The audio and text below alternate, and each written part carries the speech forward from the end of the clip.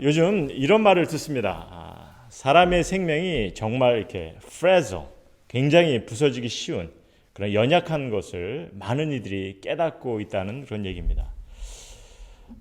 그래서 이 땅에 만약에 그냥 이렇게 연약한 모습으로 살다가 그냥 끝나버린다면은, 영생이 없다면은 우리의 삶은 너무나 무의미한 거죠. 하지만 우리 믿는 이들에게 부활의 소망이 있습니다. 너무나 감격스러운 그런 부활의 소망이 있죠. 이를 예수님께서 우리 모두에게 갖게 하셨어요. 최근 제가 집에 좀 있으면서 어떻게 이제 동물의 왕국이라는 것을 오래간만에 좀 봤습니다. 그런데 이제 무엇에 관한 것이었냐면요, 이 동물들의 그 취침 생활에 관한 것이었어요. 그래서 이제 보여주는 것이 모든 동물들이 이 취침이 없으면은 안 된다는 거죠. 반드시 쉼이 있어야 하고, 그렇지 않으면은 활동을 제대로 하지 못한다는 겁니다. 사실 이 동물이 육적으로 채워져야 하는 것을 볼 때 우리 인간하고 사실 다른 것이 아무것도 없다는 것을 우리가 생각해 볼 수가 있어요. 그러니까 그러다 보니까 그런 얘기도 하는 것 같아요. 우리가 동물과 뭐가 다르냐고. 물론 생각하는 것은 우리 인간이 월등하지만 생존을 위해 하는 것은 사실 동물과 다른 것이 뭐가 있냐는 거죠. 하지만 우리 믿는 이들에게는요, 동물들이 갖고 있지 않는 것이 하나 있습니다. 주님의 약속인 육의 부활이죠. 영생의 소망입니다. 주님께서 그를 우리 모두 믿는 이에게 아주 특별히 우리에게 허락하셨고, 이것이 우리에게 특별히 주신 축복이고, 이를 예수님께서 우리에게 경험케 하셨다는 거죠. 우리 한마음교회 성도님들은 예수님께서 부활하신 것을 확실히 믿으십니까? 아멘.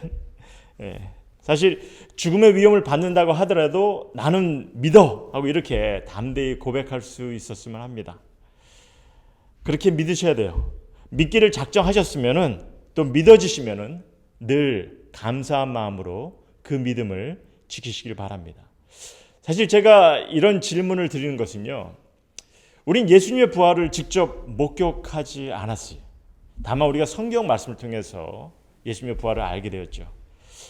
그리고 그런 믿음을 갖게 되었는데, 사실 어떻게 보면요, 이런 믿음은 대단한 믿음이라고 봅니다.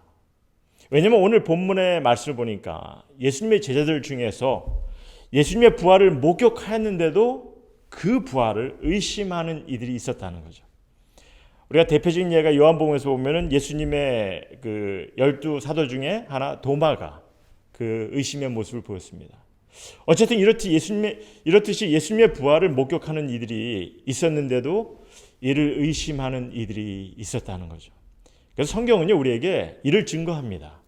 예수님의 부활을 믿는다는 것은 정말 어려운 것이라는 게, 결코 쉬운 것이 아니라는 거죠. 인간의 상식으로 보아도 그렇고, 인간의 어떤 논리적인 이해를 통해서도 죽은 사람이 부활을 했다는 것을 믿는다는 것은요, 결코 쉬운 것은 아닙니다.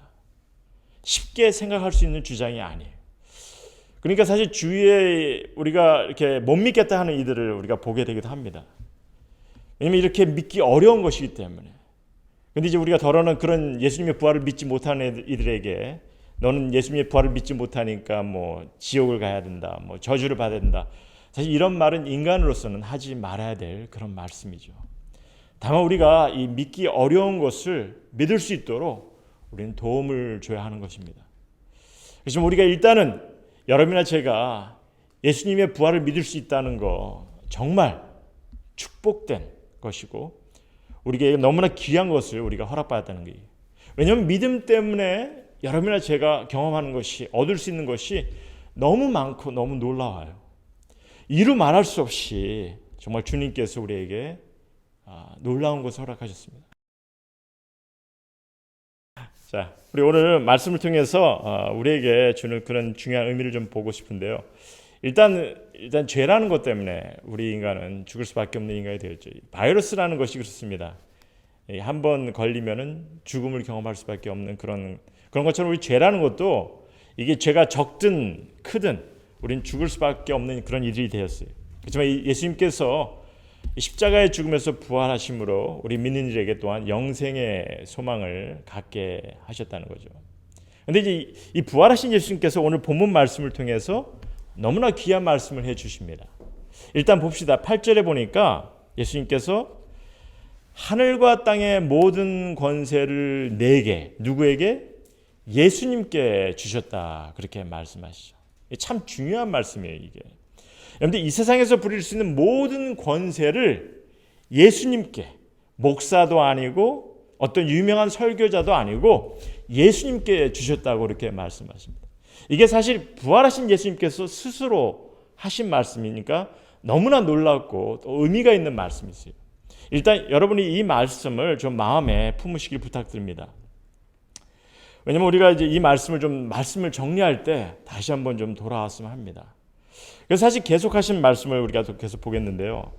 사실 오늘 주신 말씀은요, 이게 명령이에요. 권면이 아니라.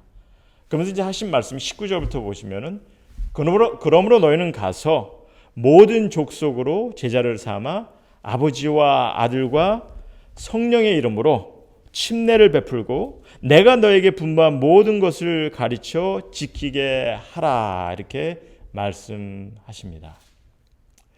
솔직히 많은 분들이 이 말씀을 들을 때 좀 irrelevant하게 생각하시는 분들이 많으실 거예요. 내게 별로 연관이 없는 그런 말씀이 아닌가, 이렇게 생각하시는 분이 많으실 거예요. 왜냐하면 여러분이 감당할 수 없는 그런 명령이라 생각하시기 때문에. 그렇지 않습니까? 침례를 줘야 되고 제자를 삼아야 되고, 그죠? 맞긴 맞아요. 왜냐하면요, 이 말씀은 특별히 11 사도들에게 주신 말씀이라고 이렇게 말씀하십니다. 즉 사명을 받는 이들, 사역자들에게 명하신 말씀이에요. 그래도 우리가 구체적으로 어떤 의미인지를 모두가 아셔야 되죠. 왜냐하면 여러분들 중에 혹시 어떤 소명을 받아서 주님의 뜻을 따라 살아갈 수 있는 일이 있기 때문에, 그리고 또 우리 모두에게 주는 중요한 의미가 있기 때문에 사실 이 말씀의 의미를 모두 아셔야 됩니다. 일단 제가 이 명령의 의미를 좀 간단하게 좀 설명해 드리겠습니다. 이 구절의 주 동사가 메인 벌브가 딱 하나입니다. 뭐냐면은 모든 족속으로 제자를 삼으라는 거죠. 제자를 삼으라는 게, 그 말은 뭐냐면 모든 이들이 주님을 따르게 하라. 즉 다른 말로 한다면은 주님을 닮아가는 자 되게 하라는 거죠. 우리가 해야 되는 것이 모든 사람들에게 주님을 닮아갈 수 있도록 그들을 이끌어가기를 주님께서 원하셨어요. 그것을 주님께서 우리에게 소원하시고 명했습니다. 그리고 이를 위해서 일단은 먼저 가야 되는 거죠. 그래서 주어진 소명을 따라서 가야 되는데, 그 당시 초대교회 사역자들에게 있어서는 너무나 중요한 거였어요. 왜냐하면 사마리아 땅끝까지 이 복음의 전도가 시급한 상황이기 때문에 너무나 중요했죠. 물론 지금도 중요합니다. 그래서 우리들 가운데 선교사의 소명을 받은 이들이 많이 나오면 나올수록 귀한 거죠. 그러면서 이제 하신 말씀이 아버지와 아들과 성령의 이름으로 침례를 주라 하시는데, 이는 예수님을 믿게 하라는 거죠. 예수님을 구세주로 모실 수 있도록 하라는 겁니다. 근데 이제 그 다음 것이 사실 우리가 좀 바로 이해할 그런 아주 중요한 말씀이에요. 뭐라고 말씀하시면 20절에 내가 너에게 분부한 모든 것을 가르쳐 지키게 하라. 자, 여기서 먼저 가르쳐 지키게 하라, 참 중요하죠. 좀 더 좀 생각을 해봐야 되는데, 그렇지만 이것보다 좀 더 중요하게 생각해야 되는 것은 뭐냐면 무엇을 가르쳐 지키게 하라. 주님께서 무엇을 가르쳐 지키게 하라, 이 말씀을 좀 우리가 좀 생각했으면 합니다. 답은 예수님께서 명한 모든 것을 가르쳐 지키게 하라, 이렇게 말씀하세요. 그렇다면은 예수님께서 명하신 것이 뭐라 생각하십니까? 예수님께서 명한 모든 것을, 그러니까 예수님께서 명한 모든 것을 가르쳐 지키게 하라 하시는데 그것이 뭐냐는 거죠. 일단 예수님의 가르쳐 주신 그 가장 중요한 것은 복음의 메시지죠. 그래서 이를 우리가 가르쳐야 됩니다. 그리고 또한 주님께서는 신앙의 실질적인 삶에서 아주 중요한 것들을 많이 가르치셨어요. 근데 보통 이제 많은 경우 우리가 의례의 인식을 갖는 것이 있다면 이렇습니다. 사실 저도 좀 이렇게 생각했던 것 같아요. 그래서 이게 많은 신앙인들에게 좀 고정관념이 되어 왔었는데, 뭐냐면 예수님께서 명하신 가르침이 이 하나님께 향한 그런 믿음을 갖게 하라는 거죠. 맞긴 맞죠. 그런데 이런 믿음을 지키기 위해서 많이 이제 강조되는 것이 예배를 잘 드리게 하고, quiet time 하게 하고, 성경 말씀 부지런히 읽게 하고, 헌금 잘하게 하고 뭐 금식하고 어떤 훈련 과정을 하게 하고 어떤 뭐 봉사하는 일을 하게 하고 뭐 또 뭐 있습니까? 뭐 성가대나 뭐 주일학교 교사 뭐 이런 것들을 사실 우리가 이런 것들을 이제 종교 생활, 종교 행위라고 하는데 이런 것이 예수님께서 명하신 가르침으로 인식하게 합니다. 물론 필요한 것들이죠. 신앙생활에 힘이 되고 도움이 되기 위해서는요. 우리가 신앙적 훈련을 쌓기 위해서는 더없이 필요한 것들입니다. 그런데 중요한 것은 예수님께서 명하신 것이 성경을 통해 정말 무엇이냐는 겁니다. 사실 예배에 관한 예수님의 가르침을 보면요. 분명 신령과 진리 가운데 우리가 예배를 드려야 함을 주님께서 말씀해 주셨어요. 그리고 헛된 가르침이 아닌 또 사람의 교훈에 의지하지 않는 그런 예배를 하셨고 또 우리가 기도를 드릴 때 어떠한 것에 초점을 둬야 되고 또 어떻게 기도를 해야 되는 거예요. 무엇을 기도해야 되는지 가르쳐 주셨어요. 하지 않으셨다는 거죠. 금식에 관해서는 오히려 경고의 말씀을 주셨고요. 어떤 체계적인 어떤 훈련 과정을 한 번도 지시하거나 가르쳐 주신 적이 없으시다는 거죠. 한마디로 종교 행위에 관해서 그 어느 것도 가르쳐 주신 적이 없다는 겁니다. 다만 주님은요, 제 아들에게 당신의 교회를 세우라 명하셨어요. 그리고 주님의 교회는 성전같이 뭐 종교 행위를 위한 것이 아니라 신앙인들의 가족 공동체를 세우게 하신 것입니다. 그리고 그 안에서 하나님의 나라를 이루기를, 하나님의 나라를 경험하기를 명하셨다는 거죠. 그러니까 오늘 주님이 말씀하신 내가 세상 끝날까지 너희와 항상 함께 있으리라, 이 말씀이 make sense가 되는 겁니다. 주님께서 그 교회 안에서 우리가 주님의 사랑을 나누고 가족 공동체가 돼서 하나님의 나라를 이룬 곳에 주님께서 함께 하시기를 소원하시는 거죠. 그래서 주님이 함께 하심을 우리가 인식하며 우리는 하나님의 나라를 세워 가야 하는 겁니다. 그리고 그 가운데 우리가 행복을, 기쁨을 나누는 것이 되기를 주님께서 뜻하셨고요. 그래서 복음의 메시지가 선포되면서 또한 한 영혼이 주님을 만나 영생의 소망을 갖게 하는 곳이 되기를 명하셨고, 그리고 그 안에서 우리가 서로를 섬기고 서로가 관심을 갖고 서로 관계를 세우기를 원하셨다는 거죠.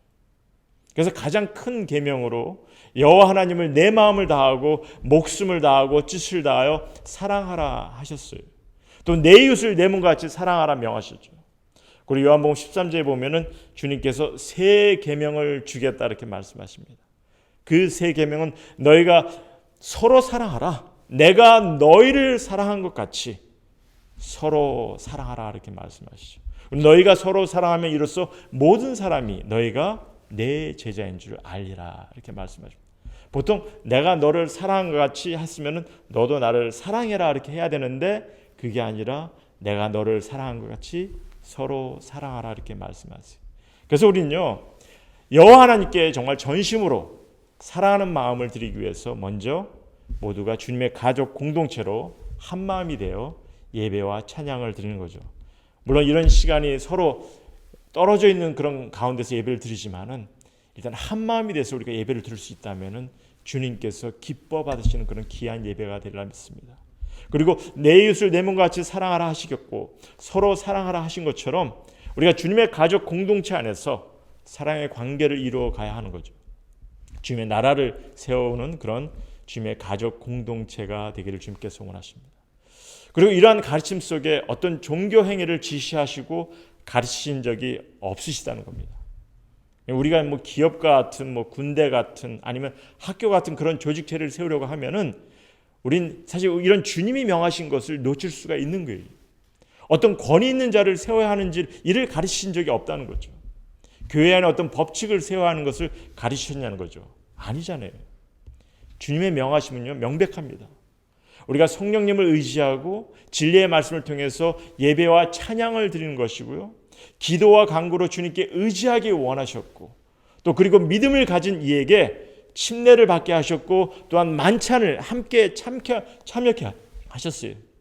하지만 이 또한 반드시 뭐 이렇게 해야만 하는 그런 형식은 주시지 않으셨다는 거고 그리고 그 외에 어떤 형식적인 것을 지키고 행해야 하는 그런 주님의 가르침은 없다는 겁니다. 혹시 여러분께서 어떤 형식적인 것이 있어야 함을 가르치셨다고 생각하시면요, 제게도 알려주시기 바랍니다. 근데 제가 왜 이런 말씀을 자주 드리냐면요, 우리 안에 어떤 형식이 없을 수는 없어요. 사실은 필요해서 잘 만들면 물론 함께 지켜나가도록 힘써야 합니다. 하지만 없는 것을 만들어서 신앙의 기준을 세우려고 하고, 그 기준으로 믿음을 비교하고, 그 기준으로 믿음을 지키지 않으면, 그 기준을 지키지 않으면 믿음이 부족한 것 같이 그렇게 인상을 자꾸 갖게 하는 것이, 그것이 사실 안타까운 것이죠. 최근 신천지의 실체를 통해서 이 잘못된 기준, 잘못된 교리가 얼마나 크게 영향을 끼치는지를 우리가 목격하였습니다. 그래서 이런 잘못된 관념을 성도님께서 바로 가지시길, 이 잘못된 관념을 성도님께서 바로 가지시길 바라면서 말씀을 드리는 겁니다. 예수님께서 명하신 가르침 속에는요, 오히려 어떤 형식적인 것, 전통적인 것에서 벗어나고 고쳐 나가기를 주님께서 원하셨어요. 뿐만 아니라 그 어떤 형식적인 것을 세우지 않으셨다는 겁니다. 그러니 우리가 갖고 있는 현재의 교회의 모습은 우리가 좀 나름대로 성경적인 것으로 다시 돌아올 수 있는 그런 모습으로 우리가 해야 되지 않겠냐는 거죠.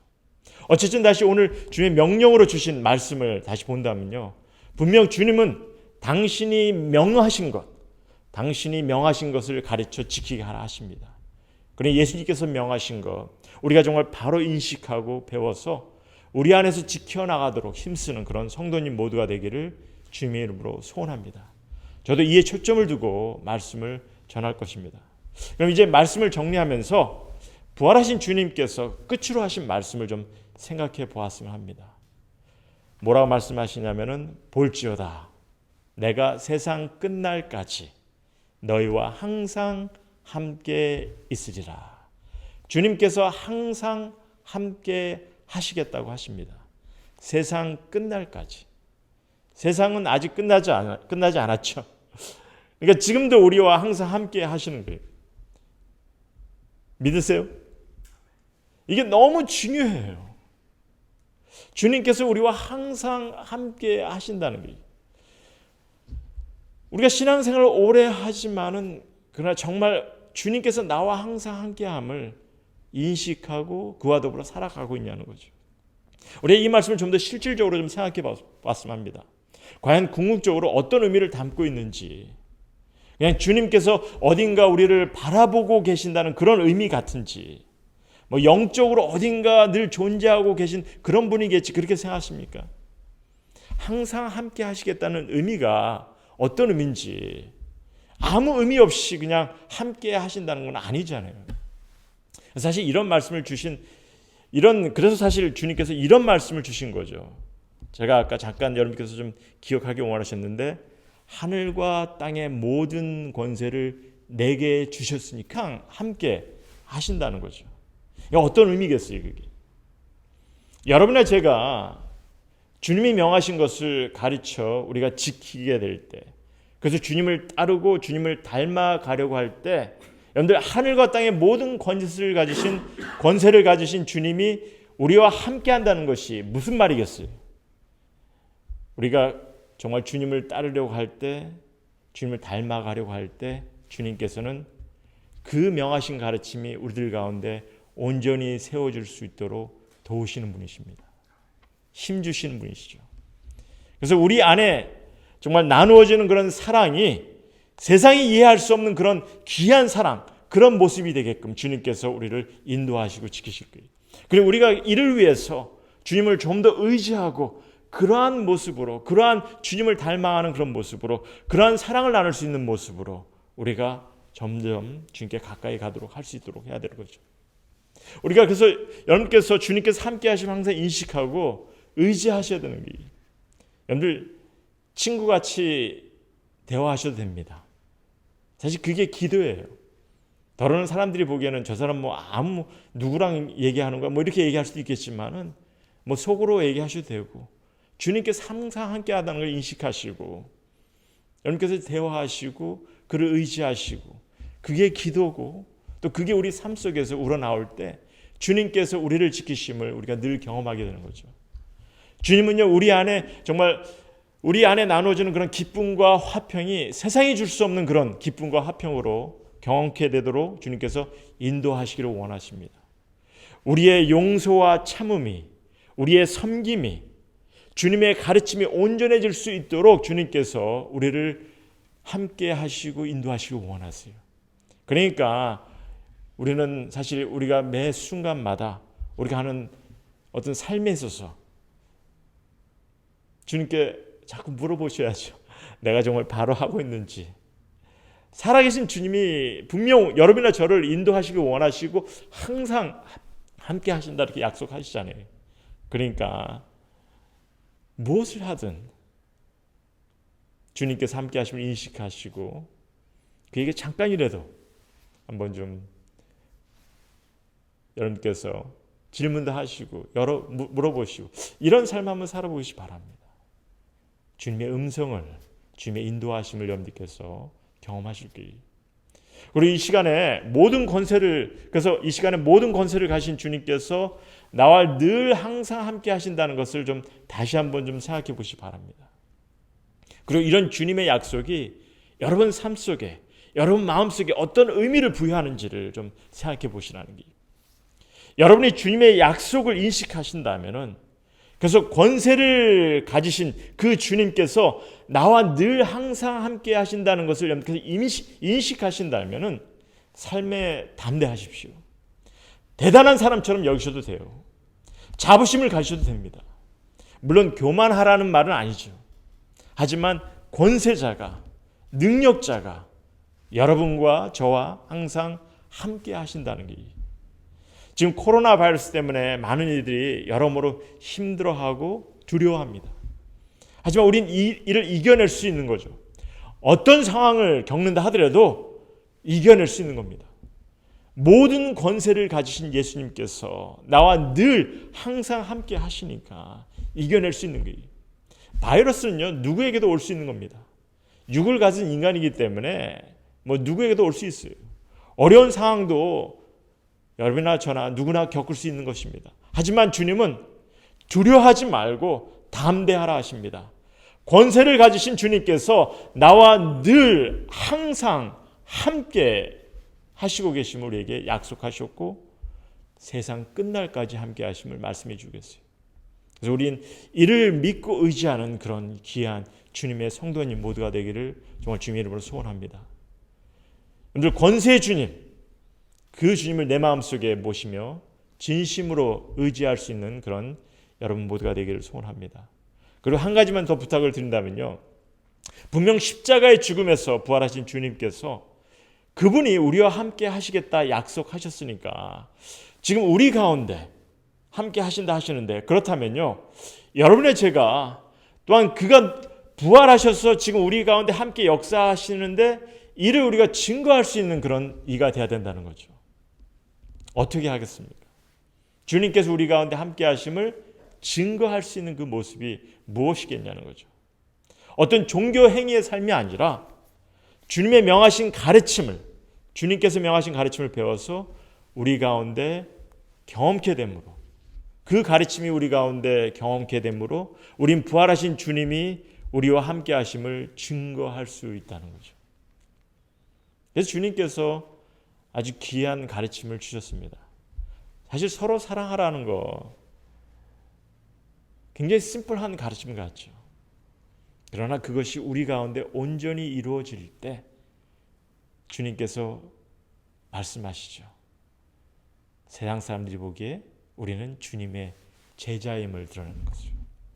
주님께서 우리와 함께 하시기 때문에 그 사랑이 온전히 이루어질 때, 우리 가운데 그 사랑이 온전히 맺어질 때, 열매가 맺어지고 함께 그 사랑을 나누며 관계를 세워갈 때, 그 가운데 우리가 주님의 제자임을 드러내고, 주님의 제자임을 드러낼 뿐만 아니라 주님께서 우리와 함께 하시고 역사하심을 우리는 많은 사람들에게, 많은 이들에게 증거할 수 있는 이가 되는 거죠. 그런 말이 있습니다. 국민을 보고 그 나라를 알고, 제자를 보고 선생을 안다. 또 자녀를 보고 대개는 부모를 안다. 그러니 우리를 본 자는 그리스도를 보게 되는 거고, 그래서 성경 우리에게 그렇게 가르칩니다. 우리가 그리스도의 편지요 그리스도의 향기라고. 여러분들, 오물이 칠해진 편지를 누가 읽겠어요? 힘든 냄새를 누가 가까이 하겠냐는 거죠. 하나님께서 우리와 항상 함께 하시면서 주님께서 경험하시기를, 우리 가운데 경험하기를 부탁하는 것이 있습니다. 그냥 함께 하는 걸로 끝나는 것이 아니죠. 함께 하셨기 때문에 우리 가운데 그 함께 하심이 우리 삶 가운데 나타나기를 원하세요. 무엇을 통해서? 주님의 가족 공동체가 되어서 우리가 주님의 사랑으로 하나가 되고 그 사랑을 나누고 그 사랑에 감격해서 정말 불쌍한 영혼들을 향해 그 사랑까지 전할 수 있는 자가 될 때 주님께서 우리와 함께 하심이 우리 삶 속에서 드러날 수 있고 또한 우리는 그를 증거할 수 있는 자가 되는 겁니다. 그래서 우리가 부활절의 그 부활의 감격, 부활의 그 감격의 모습, 그 감격대로 끝나는 것이 아니라 정말 주님께서 우리 가운데 항상 함께 계시며 살아 역사하심을 우리가 경험하고 증거할 수 있는 그런 우리 한마음교회 성도님 모두가 되기를 정말 주님의 이름으로 소원합니다. 그것이 우리 신앙인의 삶의 목적이 되어야 되고 골이 되어야 되고 우리 신앙인의 삶이 그를 향해서 달려가야 되는 그런 모습이 되어야 된다고 믿습니다. 우리 한마음교회 성도님, 주님께서 부활하신 거 믿으시죠? 그 부활하신 주님 우리에게 약속하셨습니다. 세상의 권세를 잡으신 그분께서 세상 끝날까지 우리와 항상 함께 하신다 약속하십니다. 그 약속을 믿으시고 또한 여러분들께서 삶에서 인식하시길 원하시고 정말 그 인식하신 그 삶 가운데 정말 주님의 사랑을 의지하고 주님과 더불어 살아가는 그런 우리 한마음교회 성도님 모두가 되기를 주님의 이름으로 간절히 소원합니다. 우리 시간에 같이 기도드리겠습니다.